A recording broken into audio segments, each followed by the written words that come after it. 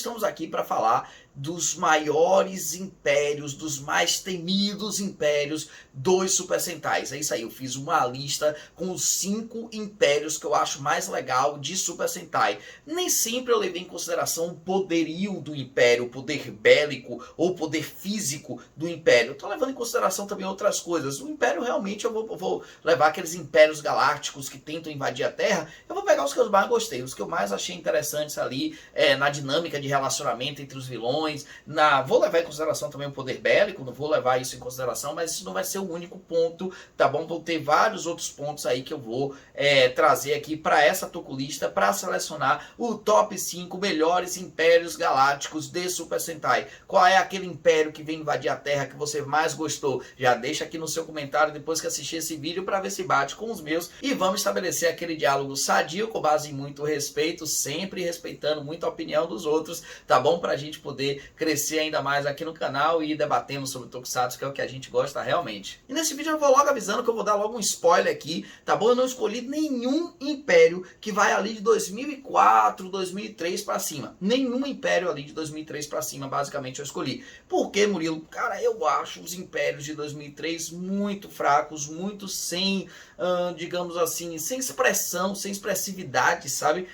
São impérios que não me chamam nem um pouco a atenção. Eu prefiro 1000 vezes os impérios galácticos malignos de 2000 para baixo do que os de 2000 para cima. Me impunham mais respeito e mais medo, né? Em poucos, por exemplo, a galera fala assim, o Zangiak, que é o império, sei lá, do Gokaiger, é um grande império que conquistou o universo. Cara, eu não vejo nada demais no Zangiak, sendo sincero a vocês, não vejo nada demais, então já vou logo dando spoiler. Não vai estar aqui o império do Gokaiger. Mas foi o império que conquistou. Não vejo nada demais, não vejo nada demais naquele império ali. Não tem nada naquele império que me faça realmente respeitar aquele imperador ou os asseclas dele. Então a gente vai levar em consideração aqui. Eu gosto muito de impérios que tem pessoas realmente fazendo. Então ali você vai ter os impérios de 2000 para baixo, sempre tem ali atores fazendo. Eu acho que a representação dos atores, a forma como ele expressa a sua aura maligna ali pelaquela atuação, etc.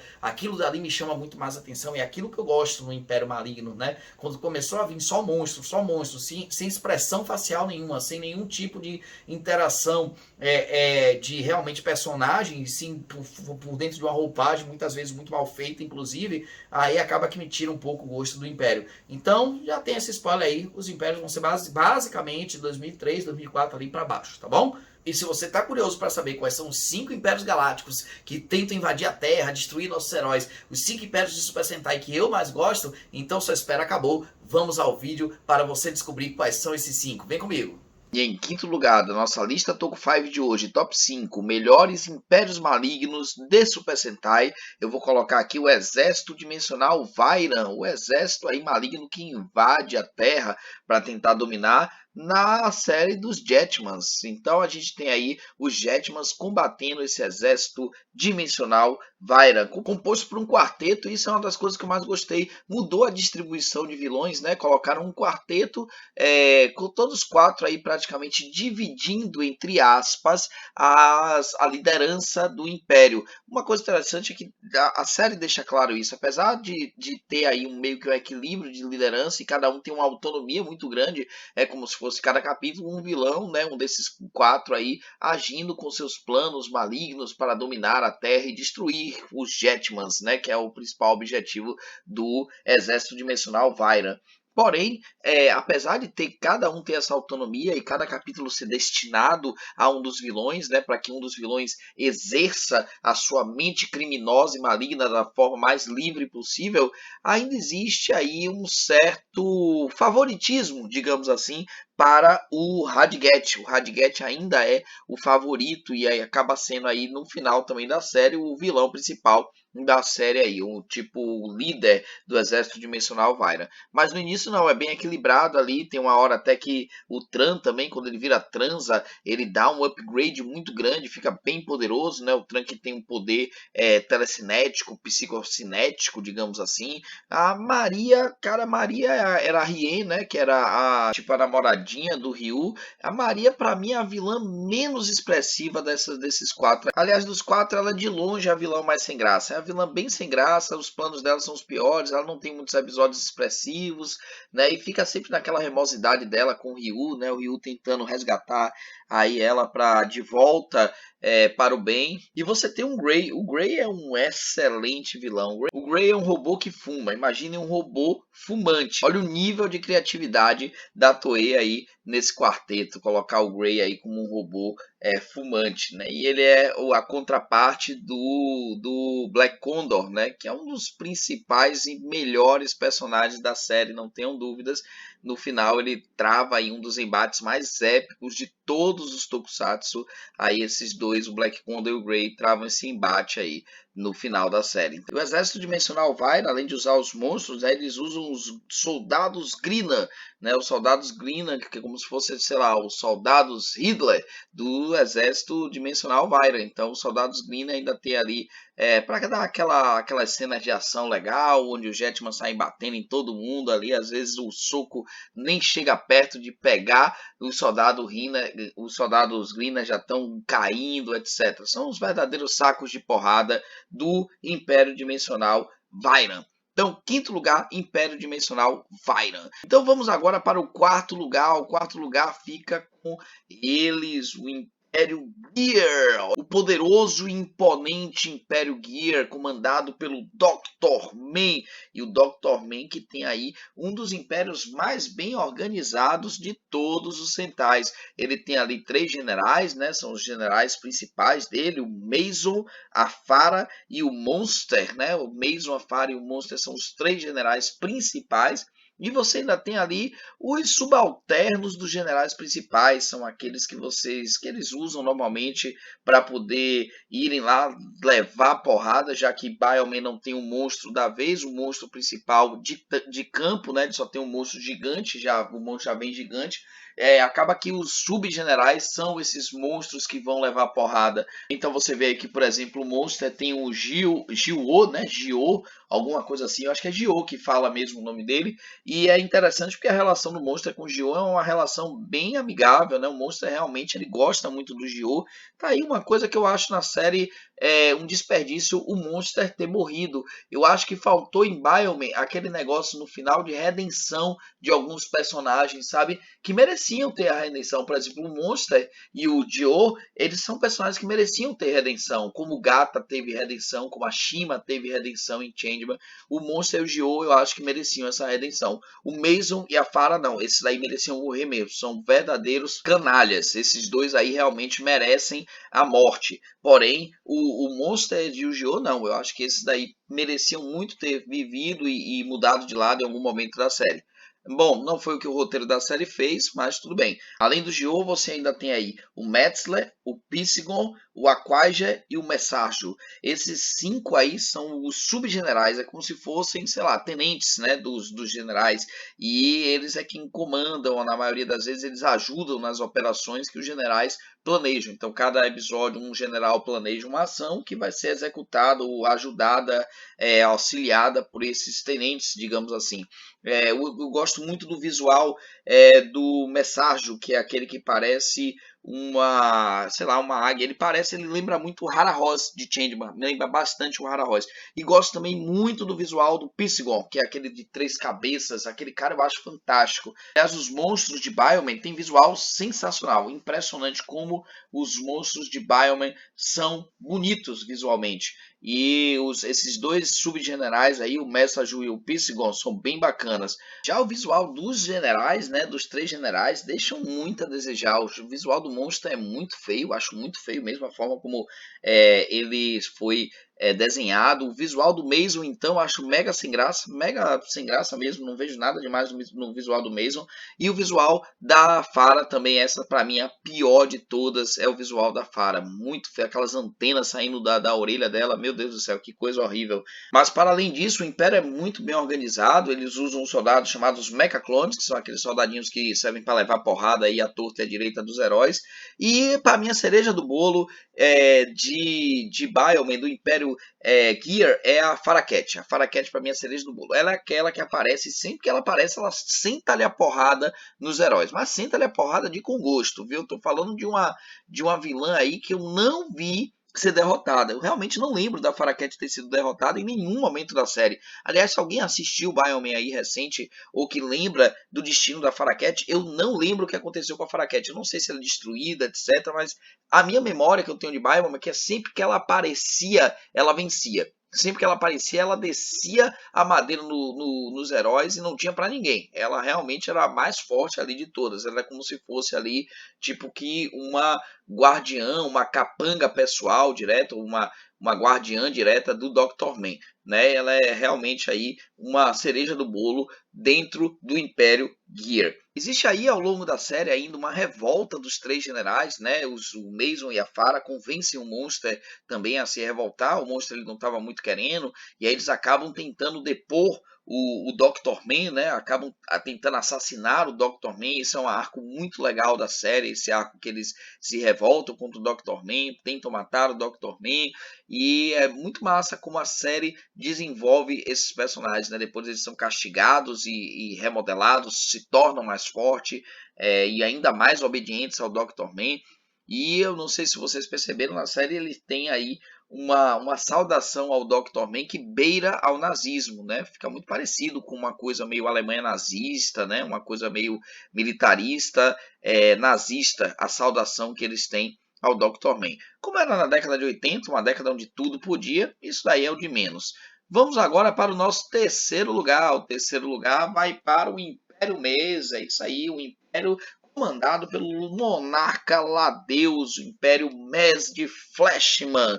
Império Mes que deu muito trabalho aos Flashmans, um dos impérios mais legais, ganha o nosso terceiro lugar aqui, e aí você já começa a se perguntar, pô, se o Mês está em terceiro, quem que está em segundo, quem que está em primeiro, né? Você já começa a ter aí a pulga atrás da orelha em relação ao primeiro e segundo lugar. Vamos chegar lá, mas vamos falar um pouquinho mais sobre esse Império Mês, que é governado pelo monarca Nadeus e tendo aí como uma das principais mentes o Dr. Keflin, aquele responsável pelas mutações sintetizadas e monstros, etc. E você tem aí dois generais de campo, dois grandes generais de campo no Império, o Vandar e a Nefer, são os dois generais principais. E além do Vandar e a Nefer, de vez em quando você tinha o Gauss ali. O Gauss, ele acho que antes do episódio 30, o Gauss morre. Ele não chega nem à metade da série, se eu não me engano, e morre por ali.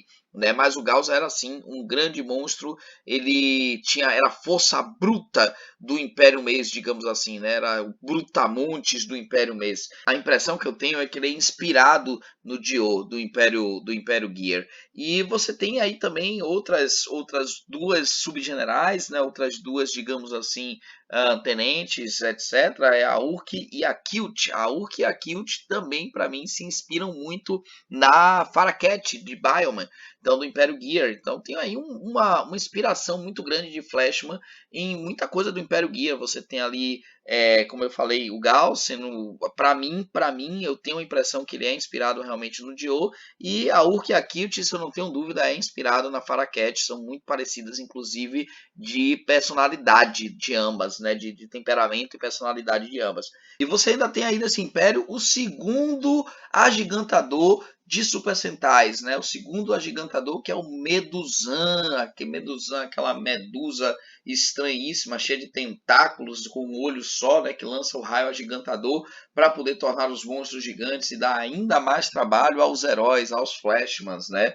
E aí você tem, esse foi o segundo monstro agigantador de todas as séries Sentais, o Meduzan. E para levar a boa e velha porrada ali em termos de campo de batalha, nós temos os soldados Zolos, né? A linha de frente do Império Mês, a linha de frente do monarca Ladeus. Os Zolos são soldados que parecem uma formiga toda em vermelho, não gosto muito do visual deles, mas acabam que só fazem levar porrada durante todo praticamente os Flashmans, né? Não tem quase habilidade nenhuma, não tem nenhum tipo de armas, etc. Coisa que os soldados Hitler de Changeman tinham, eles não têm aqui armas nenhuma. Murilo, mas tu não botou o Caura aí, né? Tu se esqueceu do Caura. Cara, para mim o Caura não é do Império Mês, tá bom? Para mim o Caura é um cara independente, ele age independente do Império Mês, inclusive durante todo o tempo, desde que ele chega, ele até mostra um certo respeito pelo monarca Ladeus, mas ele não age ali pelo Império Mês, ele age por interesses próprios, ele tem ali um trabalho próprio, ele é um caçador espacial que na volta a dizer, para mim ele é tipo contratado pelo Império Mês para tentar se livrar dos Flashmans, acabar com os Flashmans, e mais ao tempo todo agindo independente. Não considero o Caldra. Talvez se eu considerasse o Caldra como sendo parte integrante do Império Mês, talvez o Império Mês estivesse em colocações muito melhores, porque eu respeito o Caldra pra caramba. Eu respeito muito o Caldra, mas eu realmente não considero, então ele vai, o Império Mês fica mesmo no terceiro lugar.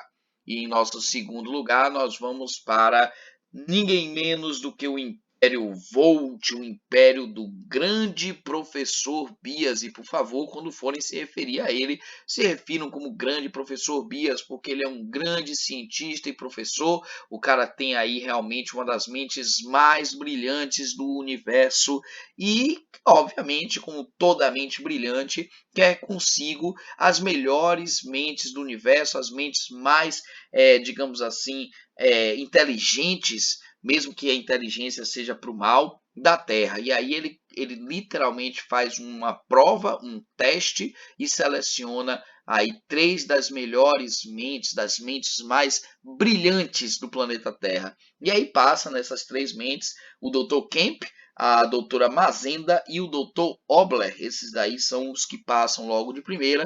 Depois ele pega um cara, para você ver como o Bias é bom, ele pega um cara que é extremamente burro e truculento e transforma num gênio do crime, que é o Ashura, né? Coloca o cara lá em cima, dá inteligência a um cara que não tem inteligência nenhuma. E ainda tem 2 alienígenas ali, que depois a gente descobre que não é bem assim, né? A gente descobre que faz tudo parte do grande plano do Dr. Bias, que também está ali disputando a inteligência como se fosse assim o universo, alienígenas do universo também tem grande inteligência, estão no Império Volt para poder disputar com os que o Dr. Bias escolheu na Terra. Isso é bem legal de ver, essa disputa de intelecto, essa disputa de quem é o melhor cientista, quem é o mais, quem desenvolve melhor as tecnologias e a ciência em prol da malignidade, em prol da destruição, né, da matança. Isso aí é interessante de ver demais em Liveman, e o Império Volt traz isso com muita maestria.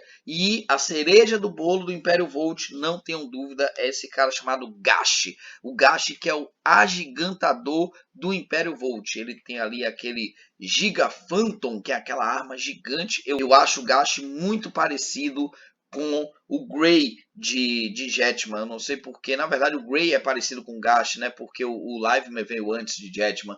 Então eu acho eles parecidos. Aí eu acho que talvez o Grey tenha um pouco de inspiração no Gash. E o Gash, cara, o Gash é um guarda-costas do Dr. Bia. É tipo assim, a Paraquete lá do Dr. Man. Ele é tipo isso. Ele é o guarda-costas oficial. Ele tá ali, ninguém toca no Dr. Bia sem antes passar pelo Gash. Ninguém consegue sequer triscar no Dr. Bia sem antes passar pelo Gacha. E esse Império está no segundo lugar, porque apesar dele não ter tanta força como o Império Mace ou o Dr. Man, esses impérios eu acho mais forte até em força militar, em poder bélico, em poder de destruição. Eu acho o Império Mace e o Império Gear mais forte do que o Império Volt. Porém, em termos de planos malignos, em termos de planos mirabolantes, malignos, e vigarices, eu acho que o Império Volt ele é imbatível.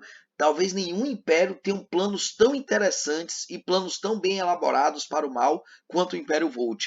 Então não são planos bestas, são planos que fazem sentido e que colocam nossos heróis em situação crítica. Os Livemans diversas vezes passaram por situações extremamente críticas diante aí das mentes brilhantes, infelizmente brilhantes para o mal, dos nossos cientistas, dos nossos doutores Mazenda, Kemp, Obler, Ashura e principalmente do Dr. Bias, que estava por ali por trás arquitetando o tempo todo, tudo isso o tempo inteiro. Bias estava com tudo planejado. Liveman é uma série sensacional, recomendo todos vocês assistirem. Para mim, um dos melhores Super Sentai de todos os tempos. E o Império Maligno de Liveman, o Império Volt, contribui muito para isso. E agora Não vai ser muita novidade para ninguém o nosso primeiro lugar. Eu não vou fazer a menor questão nem de esconder. Não vou enrolar muito. Primeiro lugar vai para o Império Gozman. É isso mesmo, Império Gozman, comandado pelo grande Senhor Bazu, pelo temido Senhor Bazu.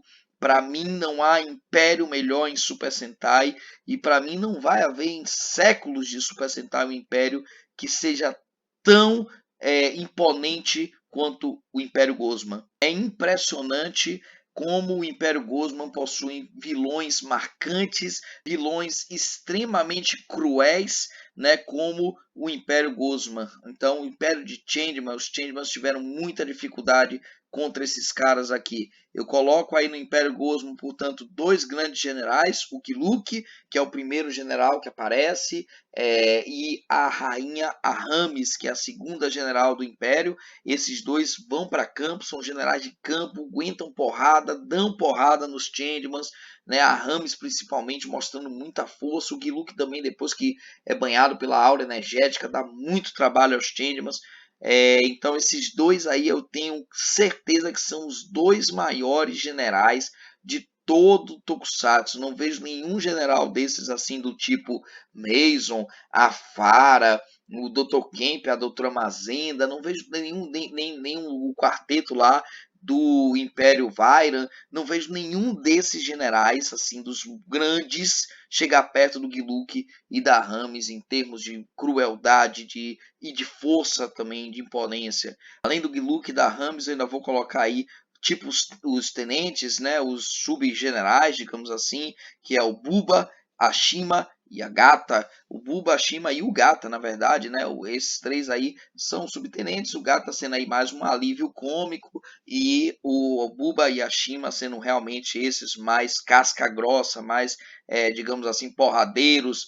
E você tem também ainda o Agigantador, que é o Gyodai, o nosso queridíssimo Gyodai, o primeiro agigantador de todos os Super Sentais, o primeiríssimo agigantador de Super Sentai foi o Gyodai e, convenhamos, carismático pra caramba. Quem aqui nunca imitou o Gyodai, nunca imitou aí a voz do Gyodai, etc. Então, muito bacana. E o Império Gozman. O Império Gozman lembra a vocês, o seu Bazu foi um dos imperadores menos desafiados de todos os Sentais.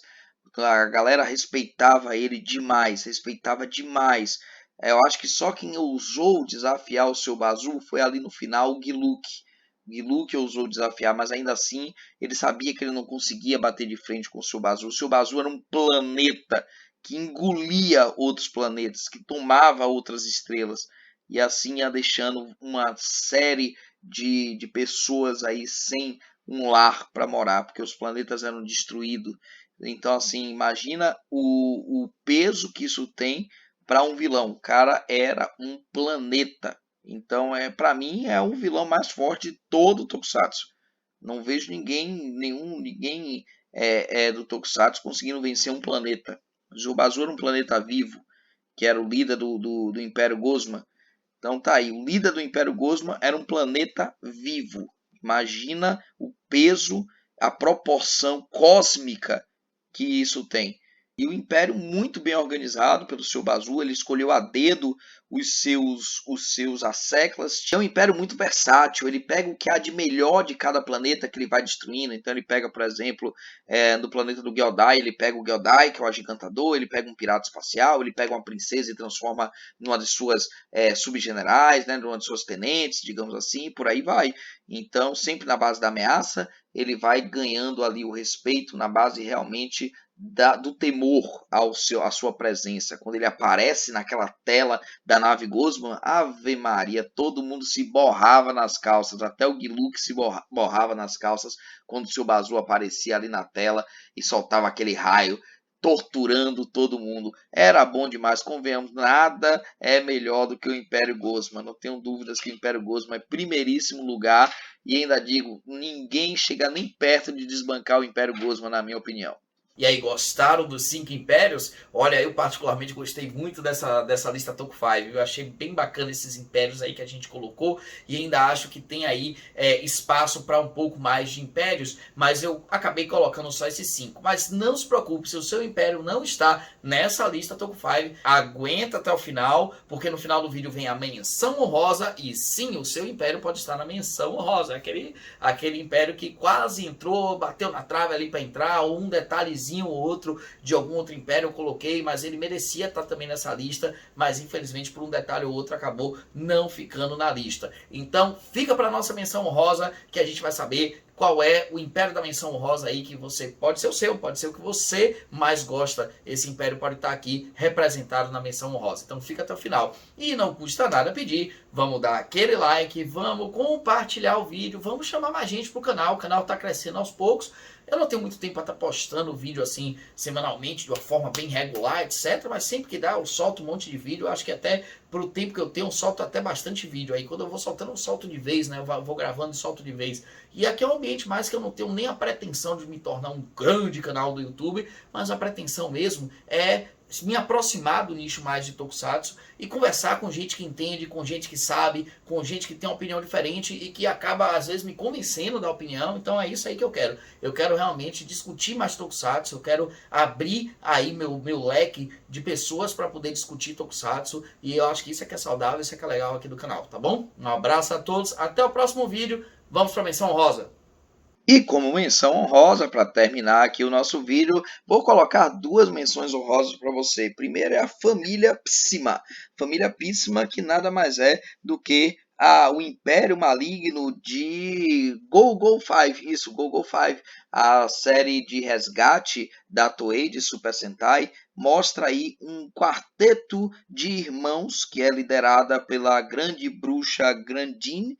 E esse quarteto de irmãos está o tempo todo tentando destruir o quinteto, que é o Google Five, né? Então você tem ali o Zilfisa, que é o irmão mais velho, e tem toda aquela responsabilidade de irmão mais velho em cima dos irmãos mais novos. Então ele realmente assume para si a responsabilidade maior de derrotar os Google Fives.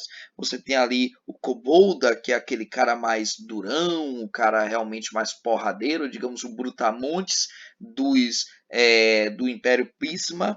Você tem o Salamander, que é o pequenininho, né, o que ainda vai crescer, o irmão mais novo, mas que ainda assim dá trabalho, tanto como mais novo, mas principalmente quando cresce. E quando cresce ainda assume o lugar do irmão mais velho, né, do Zilfisa.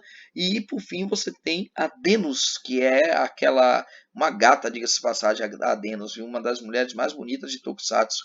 A Denus, que é aquela mais humanoide, a única humanoide, na verdade, a única com faces humanoides, feita realmente por uma atriz, uma personagem que não tem máscara nem nada do tipo, não cobre o rosto, digamos assim. E a Denus também é uma personagem bem marcante, com um final muito triste e marcante. O final da Denus é realmente assim, é uma coisa que eu me lembro bem de Google Five, é o final dela, né? Mas eu não vou dar mais spoiler do que isso, que pode ser que alguém tenha interesse ainda de assistir e se surpreenda com o final da Denus. E você ainda tem ali, figurando como o agigantador e o cara que invoca monstros, etc., um mordomo, tipo uma babá e mordomo para essa família, que é o Pierre. O Pierre que é nada mais, nada menos do que esse cara que fica cuidando do Salamander enquanto ele ainda não tem condição de crescer e cuidar de si, e ao mesmo tempo invocando os monstros e agigantando os monstros como necessário com sua magia. E a grande bruxa Grandine, que está ali o tempo inteiro, ela é a mãe desse quarteto, mas ela não está nem aí para os 4 filhos. Ela quer que o circo pegue fogo mesmo e ela não quer nem saber. Ela quer que os 4 derrotem os Google Five, mesmo que isso custe a vida deles. E ela deixa bem claro isso. Ela não está nem aí para se eles vão morrer ou não. E aí é que vem a grande questão, né? Quão é maligna essa grande bruxa Grandine, né? Uma mulher, uma mãe que não está nem aí para os próprios filhos e que manda os filhos para a guerra para serem mortos, contanto que destruam o inimigo. Essa é a filosofia desse império Píssima, né? E aí você vê aí laços de irmandade sendo construídos a partir daí, interessantes, né? Alguns conceitos sendo modificados, eles no início eles são bem desunidos e ao longo da série eles vão ganhando realmente alguns tons fraternais. E eu acho isso muito legal, por isso que eu estou colocando aqui eles na menção honrosa. E a outra menção honrosa vai para esse império que de longe é um dos impérios mais fracos de Super Sentai. Não é bem um império, é uma máfia, chega a ser uma máfia, realmente assim, a caracterização do Dornero, né, do Dom Dornero, é uma máfia, são de mafiosos, né, ele é o dono da máfia, ele é tipo o chefão, o poderoso chefão, o Dornero, e ele vai ali proteger os seus asseclas, a Lila e o Guien. Então ele protege ali realmente assim, até se os próprios monstros dele se voltarem ou ameaçarem Lila ou Guien, ele vai lá e mata o cara. Ele mesmo mata o monstro, ele mesmo vai lá e dá ali o ultimato ao monstro, dizendo: olha, aqui é minha família, né? Eles são minha família. Eles são aqui como se fossem realmente da família. Então é uma coisa meio mafiosa mesmo, é uma coisa meio máfia italiana, sabe? O Dornero tem muito isso, como se ele fosse o poderoso chefão e a Lila e o Guien fossem ali parte da família da máfia dele. E isso é bem interessante. Me lembra muito essa dinâmica de interação dos personagens, do Dornero com a Lila, do Dornero com o Guien, principalmente com a Lila. Ele tem realmente ali um amor paternal com a Lila, principalmente com a Lila, essa relação deles é bem interessante. E me lembra o filme Poderoso Chefão mesmo. É uma coisa que me remete ao filme quando eu assisti a série, os Time Rangers. E você tem aí então um dos impérios, digamos assim, mais fracos, realmente são muito fracos, os três. Os três não apresentam perigo nenhum praticamente durante toda a série aos Time Rangers. Eles, pelo contrário, eles já entram no primeiro episódio logo da série, eles já entram em ação apanhando. Os três já entram apanhando e saindo com o rabo entre as pernas corrido, né? E a Lila não tem poder nenhum, coitada. A Lila só faz roubar. Ela quer o quê? Ela quer beleza, ela quer sair para resorts, piscina, praia, tirar fotos e muitas joias. Ela tem uma característica que me lembra bem Nikiba, né? Ela gosta de dinheiro, ela gosta de pegar em dinheiro, ela gosta de se abanar com dinheiro. Esse aí é o forte dela, né? O Dornero realmente ele tá ali só para proteger a família, ele tá ali querendo organizar as contas, as finanças, fazer com que eles sempre tenham dinheiro para poder sustentar os vícios da Lila e do Guien. E o Guien, esse daí, ele perdeu completamente a cabeça e a ideia dele é destruição. Esse é realmente o vilão de verdade da série, né? O que quer realmente destruir e acabar com tudo. Porque se fosse só pelo Dornero e pela Lila, a série ficaria uma coisa de polícia e ladrão mesmo, onde eles iam roubando o banco e os Time Rangers iam atrás dele para tentar correr atrás desse prejuízo aí.